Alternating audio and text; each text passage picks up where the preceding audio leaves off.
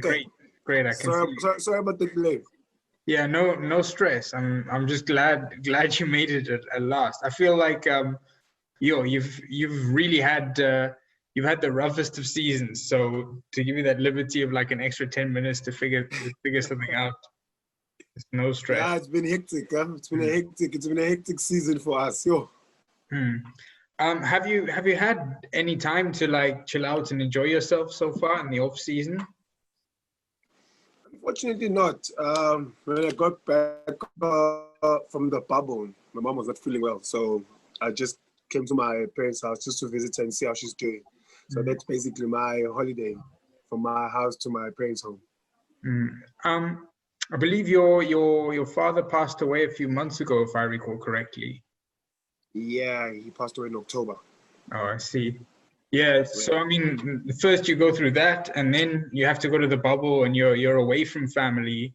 So yeah, I mean, it seems like it's really been rough.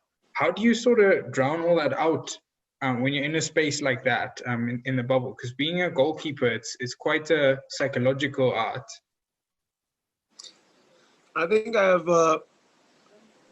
I don't know if it's a blessing, but I have this thing. As soon as I step on the field of play, whatever goes on outside stays outside.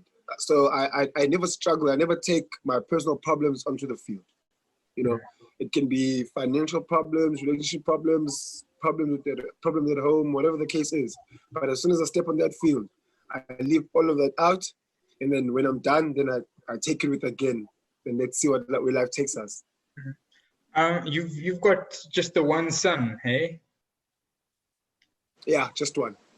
Yeah, I see. You've spoken a lot before about how he's kind of your reason to keep going sometimes during these times.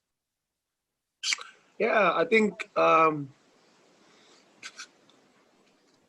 think I had a son at a time where things were starting to look out. Basically, because when he was born, that's when we won the league with Leonard Zulu in the NFD. And that's when I decided to wear the jersey number 28 and stuff, because he was born on the 28th of Feb. And it's just brought calm into whatever's going on around me. Yeah. Whenever it's the off season, I almost half expect you to be picking up the paper and reading in there about where you're going to go next. Yeah, you're one player who's always linked with a move somewhere.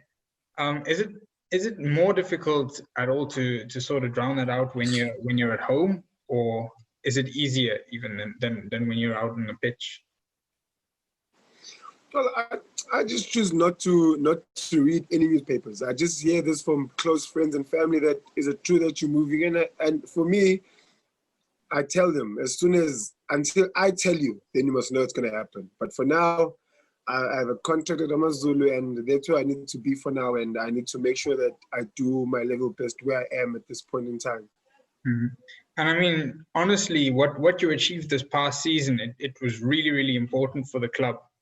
And I gather that the new coaching staff had a galvanizing effect. I know you spoke a lot before about how Monique Josephs was always one of your sort of idols in the game.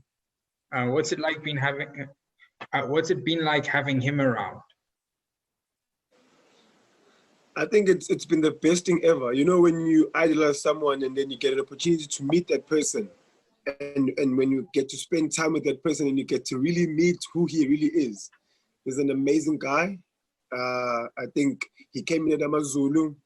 There were a lot of talks, and I think when we had a chat, it was just to say, look, I've been around. Don't look at me as your competition.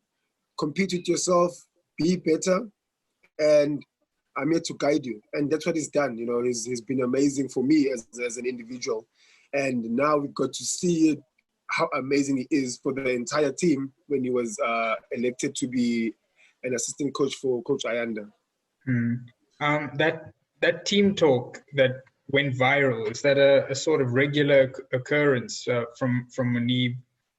And how similar is Ayanda? Is he a similar personality in that sense, coming out there with the motivational talks and stuff, or are they quite different in their styles?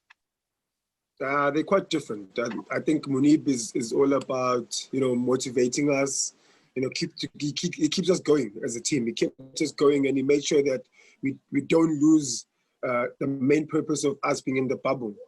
When compared to Coach Ayanda is more a person who's about the game, about the tactics, what we need to do and what not.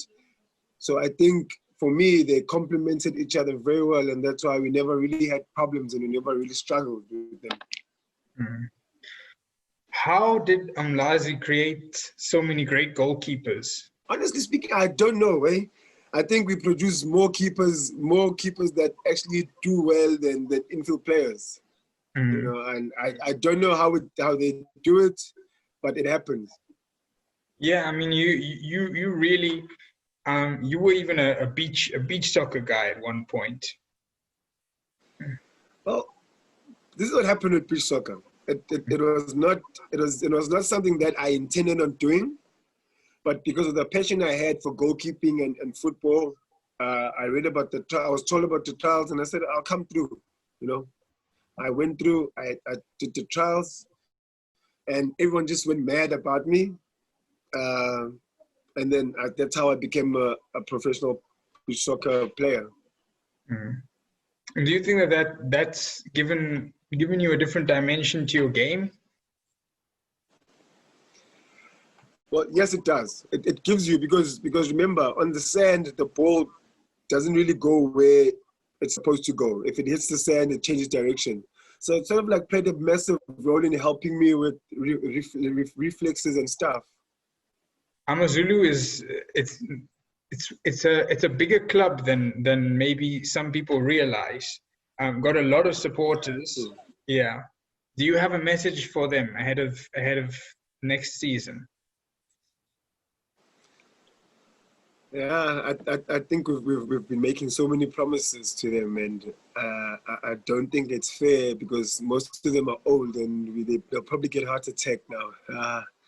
I think it's for me. I just say thank you to them. I think they stuck by. Most of them, when we were in the bubble, we got calls on a regular basis from supporters saying, "Keep going, guys. It's possible. It's gonna happen." So first of all, I just want to say thank you to them, and then I think this season we'll make it a point that we come back a much better team. I think it's important that as a team we dig deep and we do better than last season, and it's possible, and it's important to us to now try and get a silverware for them. I think they've stuck by, and even with us, with our squad, we've kept the same squad. We have like a 75% of the squad we started with in the Premier League 3 seasons ago. So going into the fourth one, I just want to say to them, they must stick by. I think they've been with us through difficult times, and after every tunnel, there's sunshine, and hopefully this season will be that sunshine. Yeah, especially in Durban, there's always sunshine. Obviously, we don't struggle from winter. Mm.